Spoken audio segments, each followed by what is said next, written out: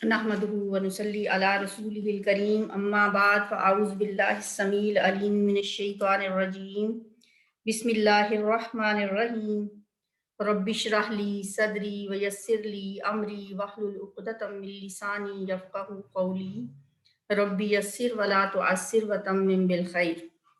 آج ہم سورہ نساء کی آیت نمبر 47 سے 53 تک پڑھیں گے، لیکن اس سے پہلے میں آپ کو تھوڑا سا کل کا جو ہمارا لیسن تھا اس کے حوالے سے، کیونکہ کل ٹائم تھوڑا تھا نہیں میں بتا سکی، تیمم کی آیت کا شان نزول جو ہے وہ ایک واقعہ بتانا چاہتی ہوں، اس کے بعد پھر انشاءاللہ ہم سٹارٹ کرتے ہیں۔ بخاری میں ایک حدیث ہے، حضرت صدیقہ عائشہ صدیقہ رضی اللہ تعالیٰ عنہ فرماتی ہیں کہ ہم نبی صلی اللہ علیہ وسلم جب کسی سفر میں جاتے تھے نا، یہ آپ کا معمول تھا کہ آپ اپنی کسی نہ کسی زوجہ محترمہ کو ساتھ لے کے جایا کرتے تھے، تو اور بعض اوقات آپ قرعہ ڈالتے تھے اور جس کا نام نکل آتا اس کو ساتھ لے جاتے۔ تو اس سفر میں حضرت عائشہ صدیقہ جا رہی تھی، وہ فرماتی ہیں کہ میں نے حضرت اسما سے ایک ہار ادھار لیا کہ میں واپس آ کے واپس کر دوں گی سفر کے بعد۔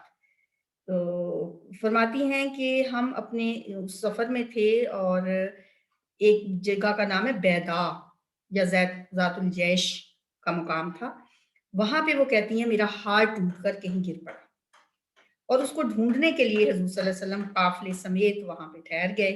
اب نہ تو ہمارے پاس وہاں پہ پانی تھا اور نہ اس میدان میں کہیں پانی تھا، آگے پیچھے بھی لوگ جو تھے وہ میرے والد حضرت ابوبکر صدیق کے پاس میری شکایتیں کرنے لگے کہ دیکھیں ہم ان کی وجہ سے کیسی مصیبت میں پڑ گئے ہیں۔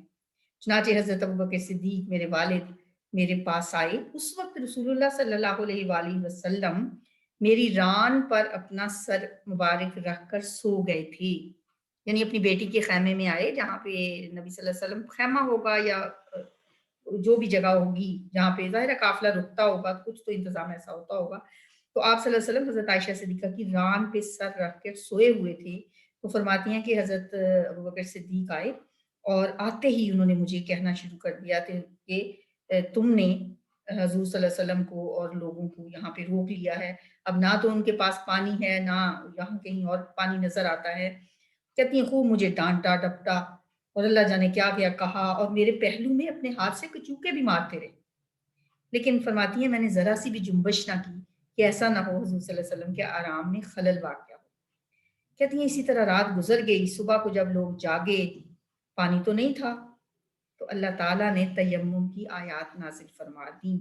تو اس سفر میں اس موقع پہ جب حضرت عائشہ صدیقہ کا ہار گم ہوا اور ایسی جگہ پہ انہیں رکنا پڑا جہاں پہ پانی نہیں تھا، تو اللہ تعالیٰ نے کیسا ان کا مقام ہے اور مرتبہ ہے۔ حضرت اسید فرمانے لگے اس موقع پہ کہ اے ابو بکر کے گھر والوں، یہ کچھ تمہاری پہلی برکت نہیں ہے، تمہاری وجہ سے پہلے بھی ہم پہ برکتیں نازل ہوتی رہی۔ یعنی یہ تیمم کی جو اللہ تعالیٰ نے ایک سہولت عطا فرمائی، یہ کوئی چھوٹی بات نہیں تھی۔ اور فرماتی ہیں کہ اس کے بعد جب ہم نے جانے کے لیے ہم اونٹ کو ہم نے اٹھایا جس پر میں سوار تھی، تو اس کے نیچے سے ہی میرا ہار مل گیا۔ بہرحال یہ تیمم کی جو آیات ہیں ان کا شان نزول میں نے آپ کو بتانا تھا جو کل بتانے سے رہ گیا تھا۔ اب ہم آگے سٹارٹ کرتے ہیں آیت نمبر 47 سے۔ بسم اللہ الرحمن الرحیم، اعوذ باللہ من الشیطان الرجیم، بسم اللہ الرحمن الرحیم۔ یا ایھا الذین، اے وہ لوگوں جو اوتو، کل بھی بتایا تھا آتا کا جو ہوتا ہے پیسیو وائز مجہول، اوتو ہوتا ہے دیے گئے، اور یہ کن کے لیے آتا ہے؟ اہل کتاب کے لیے جب آتا ہے مذمت کی کوئی بات ہو تو۔ اوتول کتاب، آج دیے گئے ہو کتاب، آمنو ایمان لے آؤ، بما اس پر جو نزلنا ہم نے نازل کیا، نزل ینزل تنزیل جو ہم نے نازل کیا ہے، یعنی قرآن پاک۔ کتاب تو تمہیں بھی دی گئی ہے، تم بھی اہل کتاب ہو، لیکن اب تم کس پہ ایمان لے آؤ؟ بما نزلنا جو ہم نے نازل کیا ہے، وہ مصدق ہے، مصدقاً تصدیق کرنے والا ہے۔ یہ کلام، یہ کتاب جو ہے یہ مصدق ہے، یہ تصدیق کرنے والی ہے کس چیز کی؟ لما، اس کی جو माअकुम तुम्हारे पास है। उनके पास क्या था? तौरात थी। तौरात को ये झुठलाती नहीं है, ये उसकी तस्दीक करने वाली है। मिन क़ब्ली इससे पहले जो तुम्हारे पास किताब है ये उसकी तस्दीक करने वाली है, इस पे ईमान ले आओ ऐ अहले किताब। ऐसा ना हो कि अन्नतमिसा, कि हम मसख कर दें, हम मिटा दें। तामासा यतमिसु, जैसे होता है ना ज़ारबा यज़रिबु, उसी वजन पे है। तामासा यतमिसु, हम मसख कर दें, हम मिटा दें। वुजूहन चेहरों को, वजहुन की जमा वुजूह, हम चेहरों को मिटा दें। फनरुद्दहा, फिर हम फेर दें उनको। रद्दा या रुद्दू फेर देना होता है। फिर हम उसने फेर दें। हा की जमीर किसके लिए है? उन्हें किन्हें? चेहरों को। अला अदबारिहा, उनकी पीठों की तरफ। अदबार दुबुर की जमा है, दुबुरुन कहते हैं पीठ को, अदबार उसकी जमा, हा उसकी। अला अदबारिहा, उनकी पीठों की तरफ फेर दें। उससे पहले पहले ईमान ले आओ कि हम तुम्हारे चेहरे उल्टा दें, पिछली तरफ कर दें, मसख कर दें। औ या नल आना, हम लानत करें उन पर। कमा, जैसा कि लाना, हमने लानत की। लाना यल इन क्या होता है? लानत करना। लाना यल आनू, अल्लाह की रहमत से दूर होना। जैसा कि हमने लानत की अस्हाब सब्ती, हफ्ते वालों पर। हफ्ते वाले कौन थे? जो हम सूरह बकरा में पढ़ आए हैं कि जिन्होंने मछलियां पकड़ी उस दिन भी, जिस दिन उसको मना किया गया था, हफ्ते वाले दिन, और पकड़ी नहीं तो हीले बहाने किए, तो अल्लाह ताला ने उनको ये सजा दी कि उनको बंदर और खंजीर बना दिया। ऐसा ना हो कि उनकी तरह तुम्हारे साथ भी यही कुछ हो जाए। वकाना, और है, अमरुल्लाही, अल्लाह का हुक्म, जो मुरक्कब इजाफी है, अल्लाह का हुक्म, मफऊला, होकर रहने वाला। ये किसी आम इंसान की बात नहीं है, ये खालिक के कायनात की बात है। ये धमकी कोई छोटी बात नहीं है। ये ना समझो कि ये सिर्फ बातें हैं, ऐसा हो भी सकता है। अल्लाह का हुक्म होके रहने वाला होता है। इन्नल्लाह, बेशक अल्लाह ताला, ला यगफिरु, नहीं बख्शेगा, गफरा यगफिरु अन युशरका, ये कि शिर्क किया जाए, शरीक बनाया जाए। अशरका युशरिकु, शरीक बनाना, बिही, उसके साथ, व यगफिरु, और वो माफ कर देगा, वो बख्श देगा। मगफर मैंने आपको बताया था ना, हेलमेट को भी कहते हैं, ढांप लेना। गफरा यगफिरु क्या होता है? ढांप लेना, माफ कर देना, बख्श देना। इंसान की गलतियों, कोताहियों को इग्नोर करके उसे अपनी रहमत के साए में ढांप लेना। मादूना, जो अलावा है, जालिका, इसके, किसके? शिर्क के। शिर्क के सिवा जो भी है, अगर वो अल्लाह माफ कर देगा। अब देखिए, इतनी ही बात नहीं है कि अल्लाह माफ कर देगा, बल्कि अगली शर्त क्या है? लिमन, जिसको यशाउ, वो चाहेगा, उसकी मर्जी है, वो मालिक है, वो खालिक है, वो बादशाह है, उसकी मर्जी, जिसको चाहे माफ कर दे। लेकिन शिर्क के बारे में एक हतमी फैसला सुना दिया कि शिर्क नहीं माफ करूंगा, इसके अलावा जिसको चाहूंगा माफ कर दूंगा। वमन, और जिसने युशरिक, शिर्क किया या शरीक बनाया, बिल्लाही, अल्लाह का, फ़क़द इफ्तरा, तो यकीनन उसने बहतान बांधा। इफ्तरा, यफ्तरी क्या होता है? बहतान बांधना, घड़ लेना, झूठ घड़ना। इफ्तरा परदाजी भी उर्दू में इस्तेमाल होता है। तो यकीन उसने बहतान बांधा, उसने झूठ घड़ा। और इसका इफ्तरा माजी है, यफ्तरी इसका मुजारे है, इफ्तराउन भी आता है मस्दर इसका, झूठ घड़ना। फ़क़द इफ्तरा, तो यकीनन उसने झूठ घड़ा, बहतान बांधा। इस्मन, गुनाह का, अजीमा, बहुत बड़े, उसने बहुत बड़े गुनाह का बहतान बांधा। अलम तारा, क्या नहीं तुमने देखा? अब यहाँ फिर कोई कल वाला लफ्ज आया है, ब्लैक कलर से सिर्फ रा लिखा हुआ, और रा का मतलब है देखा, ता तूने, आ क्या, लम नहीं। क्या नहीं तूने देखा, इलल्लज़ीना उन लोगों की तरफ, युज़क्कूना जो पाकीज़ा कहते हैं, ज़क्का युज़क्की तज़किया पाक समझना, पाकीज़ा बनाना, मुज़क्की बनना, युज़क्कूना जो पाकीज़ा कहते हैं अनफुसहुम अपने आप को, बलिल्लाहु बल्कि अल्लाह ही युज़क्की पाकीज़ा करता है, मैं यशाउ जिसको वो चाहता है, वला युज़लमूना और नहीं वो जुल्म किए जाएंगे, युज़लमून मजहूल है, वो जुल्म किए जाएंगे, जालमा यज़लिमु से युज़लम और फिर उसकी जमा युज़लमून जो जुल्म किए जाएंगे। फतीला एक धागे के बराबर, फतील के किसको कहते हैं, एक होती खजूर, खजूर के अंदर एक गुठली होती है, गुठली के ऊपर एक बारीक सी झिल्ली होती है, हम तो हमें कभी तौफीक नहीं होती कि हम उसको देखें, हम तो बस खजूर खाई और बाज़ औक़ात उसको ऐसे फेंक देते हैं, लेकिन कभी आयात पे गौर करने के लिए अब किसी दिन खजूर खाएं तो ज़रूर देखें, उस खजूर की गुठली के ऊपर एक हल्की सी लेयर होती है बारीक सी, उसे कहते हैं कितमीर, वो भी आएगा कुरान में कितमीर। और फिर उसकी एक नाव सी बनी होती है गुठली की और उसके अंदर एक धागा सा भी होता है। बाज़ औक़ात ना मैं कभी खजूरों को बाद रात को भिगो दूंगा तो सुबह फिर उनकी गुठलियां निकालनी होती है, तो अक्सर ये होता है कि वो उसके ऊपर एक टोपी है ना जो खजूर की, अगर आप उसको टोपी को पकड़ें तो उसके साथ एक धागा सा होता है, उस धागे के साथ ही खजूर भी बाहर आ जाती है, वो खजूर की गुठली के सॉरी गुठली बाहर आ जाती है, गुठली के साथ एक धागा सा उसके अंदर होता है, उसे कहा जाता है फतील, फतीला एक धागे के बराबर भी जुल्म ना किए जाएंगे। उनजुर देखिए, कैफा किस तरह, यफ्तरूना वो इफ्तरा पर्दाजी कर रहे हैं, ये बहतान बांध रहे हैं, झूठ घड़ रहे हैं, अलल्लाही अल्लाह पर, अल काज़िबा झूठ, ठीक है, किस तरह बहतान बांध रहे हैं अल्लाह पर झूठ का, काज़िबा झूठ को कहते हैं, किस्ब वैसे उर्दू में भी इस्तेमाल होता है,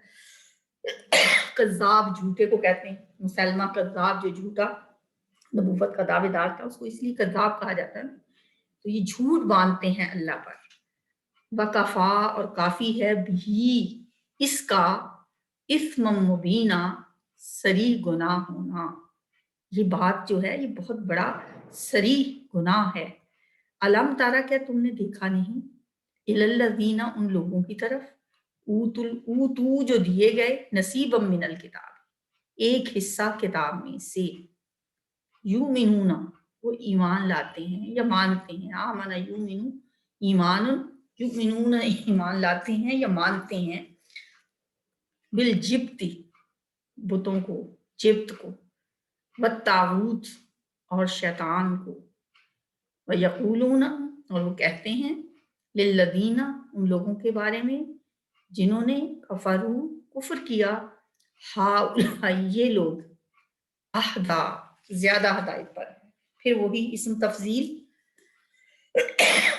ज्यादा हदायत पर हैं, मिनल्लज़ीना उन लोगों से जो आमन ईमान लाए, सबीला रास्ते के लिहाज से, उलाइका यही वो लोग हैं, लज़ीना जो लअनहुमुल्लाह लानत की उन पर अल्लाह ने, वमन और जिस पर यलअनिल्लाहु लानत करे अल्लाह ताला,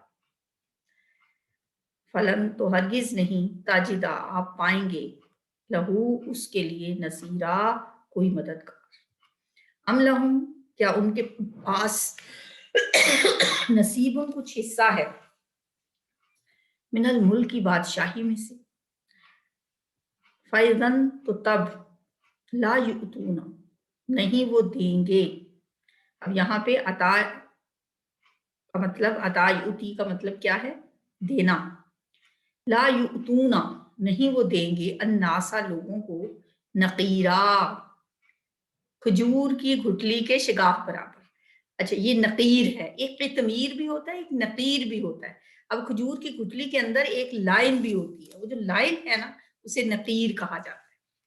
کھجور کی گھٹلی کے شگاف برابر بھی کسی کو نہیں دیں گے اگر ان کے پاس بادشاہت ہوتی تو۔ چلیں جی، یا ایھا الذین آمنو، اے لوگو جو ایمان لائے ہو، اے لوگو جو کتاب دیے گئے ہو، ایمان لاؤ۔ یہود سے کہا جا رہا ہے، اہل کتاب سے کہا جا رہا ہے، اے اہل کتاب اب ایمان لاؤ کس پر؟ اس کتاب پر جو اللہ تعالیٰ نے نازل کی ہے نبی صلی اللہ علیہ وآلہ وسلم۔ یہ کتاب ایسی ہے جو مصدق ہے۔ ہماری قرآن پاک کا ایک نام مصدق بھی ہے، جیسے ایک نام مہیمن ہے۔ قرآن پاک کے بہت سارے نام ہیں نا، ان میں ایک نام مصدق ہے کہ یہ تصدیق کرنے والی ہے۔ کس کی تصدیق کرتی ہے؟ لما معکم، اس کی جو تمہارے پاس ہے۔ ان کے پاس کیا تھی؟ تورات تھی۔ فرمایا اس سے پہلے ایمان لے آؤ کہ ہم چہروں کو مسخ کر دیں یا ہم انہیں پھیر دیں ان کی پیٹھوں کی طرف۔ اب ذرا تصور کریں، اللہ کے لیے تو کچھ مشکل نہیں۔ اللہ تو ایسا عذاب دے سکتا ہے جو بندروں کی شکل بنا سکتا ہے، جو انسانوں کی شکلیں تبدیل کر سکتا ہے۔ تو اللہ کے لیے چہروں کو بیک کی طرف موڑ دینا کیا مشکل ہے؟ اس کا ایک تو یہ مطلب بھی ہو سکتا ہے کہ چہرے ہی پچھلی طرف ہو جائیں۔ اب سوچیں، تصور کریں کہ کیسا انسان وہ لگے جس کا چہرہ پچھلی طرف ہو۔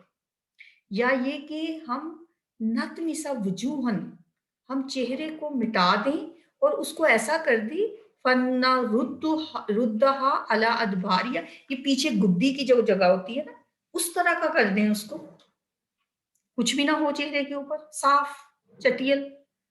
ہم یہ بھی کر سکتے ہیں۔ یا ہم لعنت کریں ان پر جیسا کہ ہم نے ہفتے والوں پر لعنت کی تھی۔ ہفتے والوں پر کیسے لعنت کی تھی؟ کہ ان کی شکلیں بگاڑ دی تھی۔ فکان امر اللہ مفعولا، اور اللہ کا حکم تو ہو کر رہنے والا ہے۔ اچھا، اس کے بارے میں نا ایک واقعہ بھی آتا ہے حضرت کعب رضی اللہ تعالیٰ عنہ کا، کہ وہ کس طرح سے مسلمان ہوئے تھے۔ ایک دفعہ حضرت عمر نے ان سے کہا کہ مسلمان ہو جاؤ، کعب مسلمان ہو جاؤ۔ انہوں نے جواب دیا کہ تم لوگ تو قرآن میں پڑھتے ہو کہ وہ جو آیت ہے نا تورات جن سے اٹھوائی گئی اور انہوں نے اسے نہ اٹھایا، تو ان کی مثال گدھے کی سی ہے جو بوجھ لادے ہوئے ہو، اور یہ بھی تم جانتے ہو کہ میں بھی ان لوگوں میں سے ہوں جو تورات اٹھوائے ہوئے ہیں۔ یہ اس نے کعب نے کہا کہ تم لوگ تو یہ آیت پڑھتے ہو تو میں نہیں اسلام لاتا، تم لوگ تو میرے بارے میں یہ باتیں کرتے ہو کہ ہم تو، ہماری مثال گدھے جیسی ہے، ہم نے تورات کو ایسے اٹھایا ہے جیسے گدھے کے اوپر کتابیں لاد دی گئی۔ بہرحال اس کو یہ برا لگا اور اس نے کہا میں تو یہ آپ کے قرآن میں یہ آیت ہے، میں نہیں اسلام۔ پھر اس کے بعد وہ گیا اپنے گھر، یہ تو اس کے اپنے ہی خاندان میں سے ایک شخص جو تھا وہ اس آیت کی تلاوت کر رہا تھا جس میں یہ تھا، یہ والی جو آیت ہے۔ اب یہ آیت جب اس نے ختم کی تو حضرت کعب کو تو بہت ڈر لگنے لگا کہ کہیں سچ مچ اس آیت کی وعید مجھ پہ نہ آ جائے اور میرا منہ پلٹ کر پچھلی طرف نہ لگ جائے۔ فوراً وہ کہنے لگے یا ربی اسلم، اے میرے رب میں اسلام لے آیا۔ اللہ یہ کہہ رہے نا ایمان لے آؤ اس کتاب پہ، اس نبی پہ، ایسا نہ ہو کہ تمہارے چہرے مسخ ہو جائیں۔ تو اس کے بعد پھر حضرت کعب جو تھے وہ مسلمان ہو گئے تھے۔ اچھا، جہاں تک تعلق ہے لعنت کا، لعنت کا مطلب ہوتا ہے کہ اللہ تعالیٰ کی رحمت سے وہ شخص دور ہو جاتا ہے جس پہ لعنت کی جاتی ہے۔ ایک بات یہ بھی ہے کہ لعنت ایک تو کرنی نہیں چاہیے کسی پہ، کیونکہ لعنت کے بارے میں حدیث میں آتا ہے کہ اگر کوئی شخص کسی پہ لعنت کرتا ہے اور پھر وہ شخص لعنت کا لعنت کا مستحق نہیں ہوتا تو وہ لعنت پلٹ کر اس کے اوپر ہی آ جاتی ہے۔ تو ہم تو بعض اوقات ایسی تکیہ کلام کے طور پہ، ایک دفعہ تکیہ کلام کے طور پہ بھی ایک شخص نے، اس کی ہوا سے چادر اڑ گئی، نبی صلی اللہ علیہ وسلم کے زمانے کی بات ہے کہ اس کی ہوا سے جب چادر اڑی تو اس نے ہوا پہ لعنت کی۔ حضور صلی اللہ علیہ وسلم نے فرمایا کہ تو اس پر لعنت کر رہا ہے، ہوا پر لعنت نہ کر، اس لیے کہ وہ اللہ کی جانب سے مامور ہے۔ اور یاد رکھو کہ جو آدمی ایسی چیز پر لعنت کرے جس کی وہ مستحق نہیں ہے تو یہ لعنت اس کے کہنے والے ہی پر لوٹ کر آ جاتی ہے۔ اسی طرح حضرت عباس رضی اللہ تعالیٰ عنہ سے روایت ہے کہ حضور صلی اللہ علیہ وسلم نے لعنت کی ہے ان مردوں پر جو عورتوں کی طرح مشابہت اختیار کرتے ہیں، اور لعنت کی ہے ان عورتوں پر جو شکل و صورت میں مردانہ پن اختیار کریں۔ تو ایک اور لعنت کے بارے میں حدیث ہے جو خاص طور پہ ہم عورتوں کے بارے میں، اس لیے وہ بھی میں سنانا چاہوں گی۔ آپ صلی اللہ علیہ وسلم نے فرمایا، اللہ کی لعنت ہو سود کھانے والے پر اور کھلانے والے پر، اور ان عورتوں پر جو اپنے جسم کو گودنے والی ہوں، یعنی سوئی کے ناکے سے جس میں سوراخ کر کے سرما ڈالتی ہوں، یہ ٹیٹو بنوانا جسے کہا جاتا ہے آج کل زینت کے لیے، یا گودنے والی اور گدوانے والی۔ یہ گودنے والی اور گدوانے والی کیا ہے؟ جنہوں نے سوئی کے ساتھ سوراخ کیا، اور کیا ہے کہ جو عورتیں اپنے نوچنے والی اور نچوانے والی، بال نوچتی ہیں، ابرو بنواتی ہیں، ان کو باریک کرتی ہیں، شیپس دیتی ہیں، اور ان عورتوں پر جو دانتوں کے درمیان فاصلہ پیدا کرنے کے لیے فاصلہ پیدا کرتی ہیں، یعنی دو دانتوں کو رگڑ کے اور ان کے درمیان میں فاصلہ پیدا کرتے ہیں۔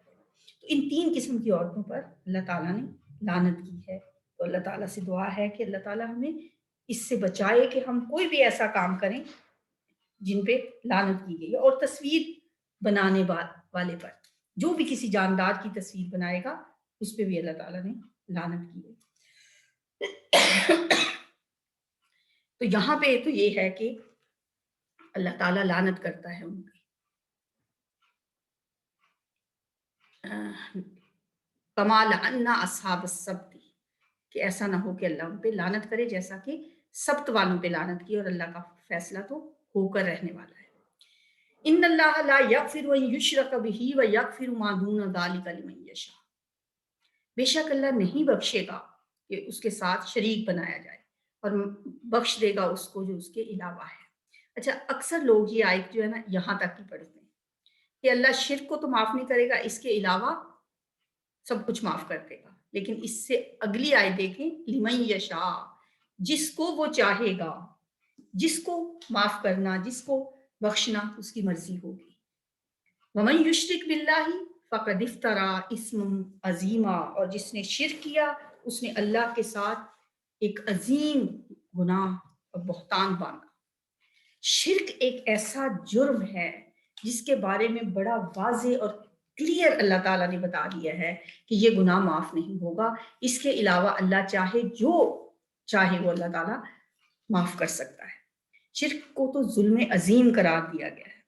فرمایا وَمَن يُشْرِكْ بِاللَّهِ فَكَأَنَّمَا خَرَّ مِنَ السَّمَاءِ، جس نے شرک کیا گویا وہ آسمان کی بلندیوں سے گرا پستیوں میں آ رہا۔ اور ان الشرک لظلم عظیم، شرک کو ظلم عظیم بھی قرار دیا گیا ہے۔ ایک مسند احمد کی حدیث ہے کہ اللہ فرماتا ہے، اے میرے بندے، تو جب تک میری عبادت کرتا رہے گا اور مجھ سے نیک امید رکھے گا، میں بھی تمہاری خطائیں معاف کرتا رہوں گا۔ اے میرے بندے، اگر تو ساری زمین بھر کر خطائیں لے کر میرے پاس آئے گا تو میں زمین بھر اتنی ہی مغفرت لے کر تجھ سے ملوں گا، بشرطے کہ تو نے میرے ساتھ شرک نہ کیا ہو۔ تو شرک کی ہر صورت سے ہمیں بچنا چاہیے، چاہے وہ شرک وہ ہو جو اللہ کے ساتھ کسی کو شریک ٹھہرانا، اور چاہے شرک خفی ہو جیسے ہم نے کل پڑھا تھا، دکھاوا کرنا، ریاکاری کرنا، کوئی بھی کام دکھاوے کے لیے کرنا۔ الم تر الی الذین، کیا تو نے ان لوگوں کی طرف نہیں دیکھا؟ کون سے لوگ؟ الذین یزکون انفسہم، جو اپنے آپ کو بڑا پاک باز اور بہت ہی مزکی سمجھتے ہیں۔ وہ کہتے ہیں کہ ہم بڑی چیز ہیں، یا کسی بھی چیز پر انسان کو دیکھیں، شیطان انسان کے ساتھ ساتھ ہے۔ شیطان انسان کے نہ صرف ساتھ ساتھ ہے بلکہ شیطان بڑی پلاننگ سے کام کرتا ہے۔ وہ دیکھتا ہے کہ یہ بندہ ہے، اس کو نماز سے روکنا ہے، اس کو قرآن پڑھنے سے روکنا ہے، اس کو اللہ کا ذکر کرنے سے روکنا ہے، اور بہت سے لوگ اس کے جال میں پھنسے ہوئے اور پھنس جاتے ہیں۔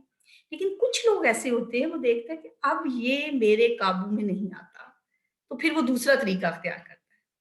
کچھ لوگوں کے بارے میں تو اب ظاہر ہے اسے پتہ چل جاتا ہے کہ یہ نماز روزہ حج زکوٰۃ تو چھوڑیں گے نہیں، اللہ کا ذکر بھی نہیں چھوڑیں گے، کتاب بھی نہیں چھوڑیں گے۔ اب وہ دوسری طرف سے آتا ہے اور ان کے ذہنوں میں یہ ڈالتا ہے کہ واہ بھائی تم تو بڑی عبادت کرتے ہو، تم تو بہت نیک ہو، تم تو مطلب انسان کے دل میں یہ بات آ جاتی ہے۔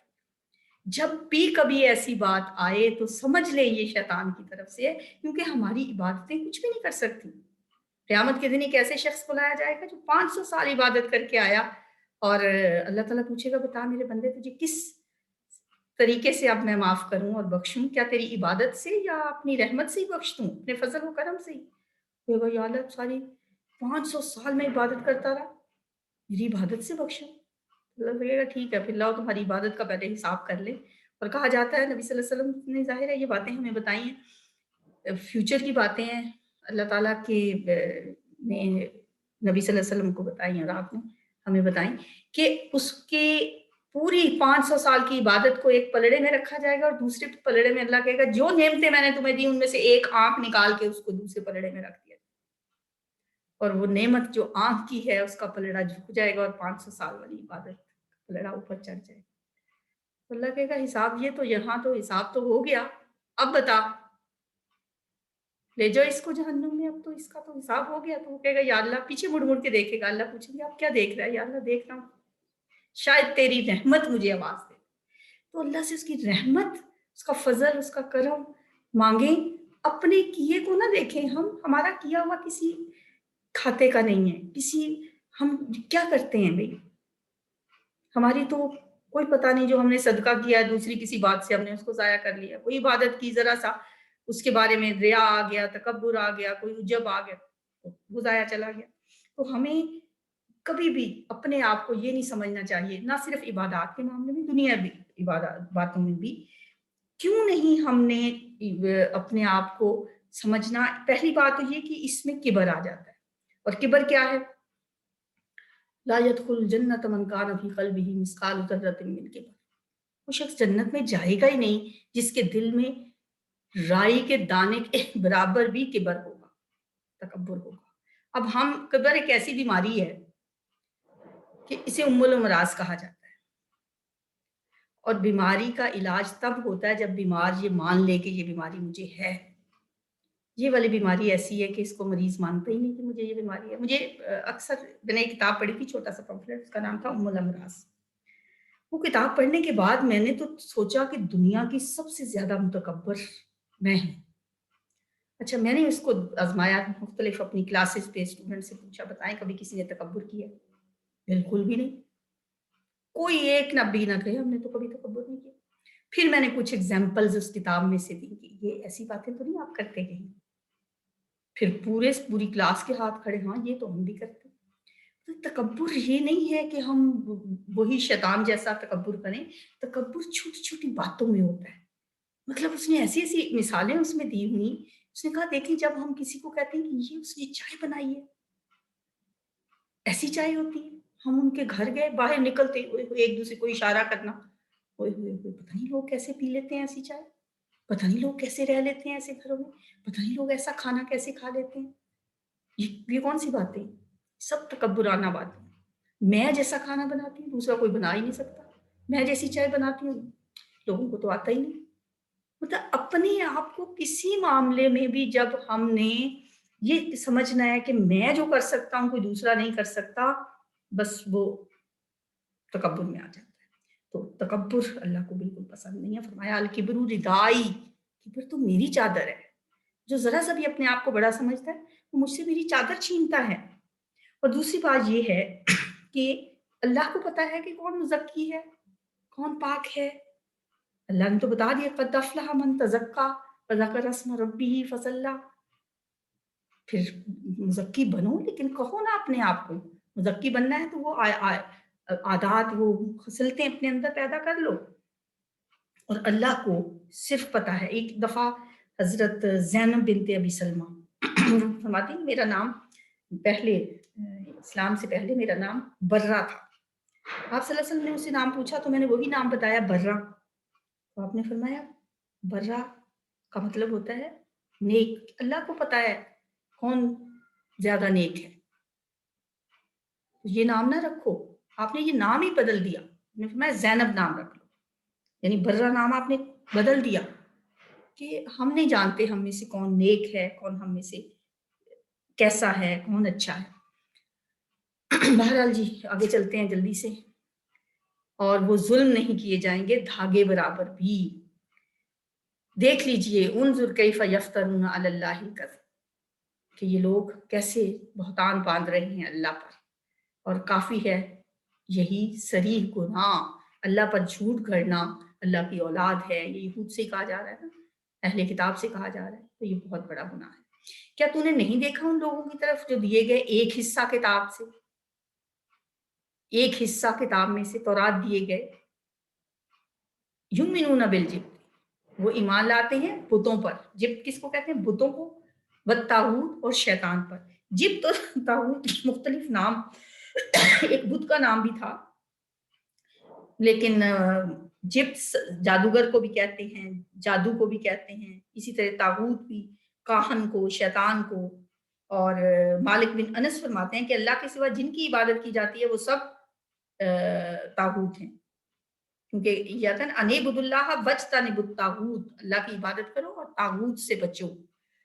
وَيَقُولُونَ لِلَّذِينَ، اور وہ کہتے ہیں ان لوگوں کے بارے میں جنہوں نے کفر کیا کہ یہ لوگ زیادہ ہدایت پر ہیں ان لوگوں کی نسبت جو ایمان لائے ہیں راستے کے لحاظ سے۔ یعنی اہل مکہ سے ایک دفعہ یہودیوں نے جا کے پوچھا کہ آپ ہمارے ساتھ مل کے نبی صلی اللہ علیہ وسلم کے خلاف ہم ایک محاذ بناتے ہیں، تو انہوں نے پوچھا اہل مکہ نے، آپ بتائیں کہ ہم میں سے کون اچھا ہے، ہم اچھے ہیں، محمد صلی اللہ علیہ وسلم اچھے؟ تو یہودیوں کا جو سردار تھا کعب بن اشرف، اس نے کہا کہ آپ لوگ زیادہ اچھے ہیں، مہمان نواز ہیں۔ انہوں نے بتایا ہم تو صلہ رحمی کرتے ہیں، ہم حاجیوں کو پانی پلاتے ہیں، ہم حاجیوں کی خدمت کرتے ہیں۔ محمد صلی اللہ علیہ وسلم نے تو رشتے ناطے سب توڑ دیے، نیا دین لے کے آ گیا۔ تو اس نے کہا کہ آپ ان سے زیادہ اچھے ہیں۔ تو یہ وہ بنی آیات ہے کہ یہ کہتے ہیں یہ لوگ زیادہ ہدایت پر ہیں ان لوگوں کی نسبت جو ایمان لائے سبیلا، راستے کے لحاظ سے۔ اللہ فرماتے ہیں یہ وہی لوگ ہیں کہ لعنت کی ان پر اللہ نے، اور جس پر اللہ لعنت کرے تو ہرگز نہیں آپ پائیں گے اس کا کوئی مددگار۔ کیا ان کے پاس کچھ حصہ ہے اللہ کی بادشاہت کا؟ نصیب من الملک، تو تب نہیں دیں گے وہ لوگوں کو کھجور کی گھٹلی کے ایک اس کھجور کی گھٹلی کے گھڑے برابر بھی، یعنی وہ جو ایک گھڑا سا ہوتا ہے نا کھجور کی گھٹلی میں ایک لائن سی ہوتی ہے، اس کے برابر بھی یہ کسی کو نہ دیں اگر ان کے پاس کوئی بادشاہت سے ذرا سا بھی حصہ ہوتا۔ تو یہ یہود کے بارے میں کہا جا رہا ہے، ان کی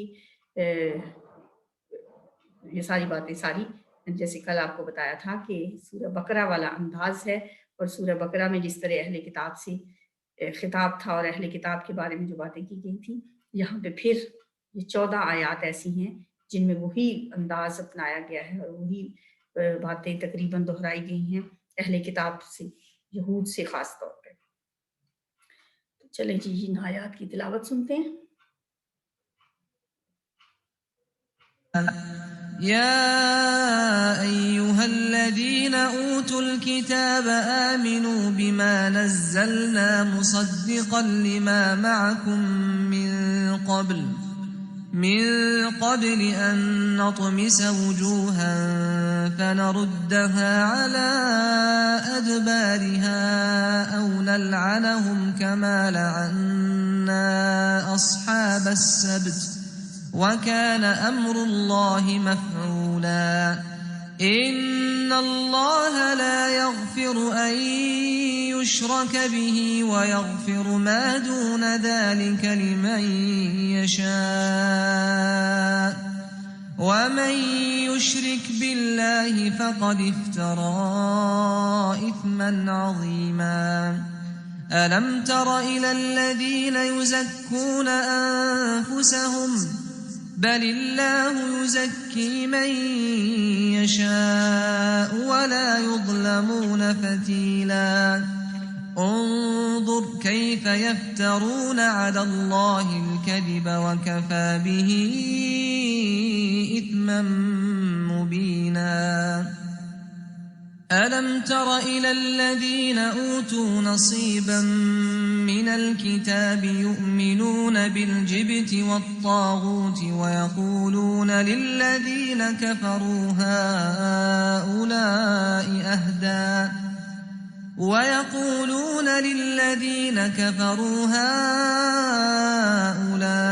أهدى من الذين آمنوا سبيلا أولئك الذين لعنهم الله ومن يلعن الله فلن تجد له نصيرا أم لهم نصيب من الملك فإذا لا يؤتون الناس نقيرا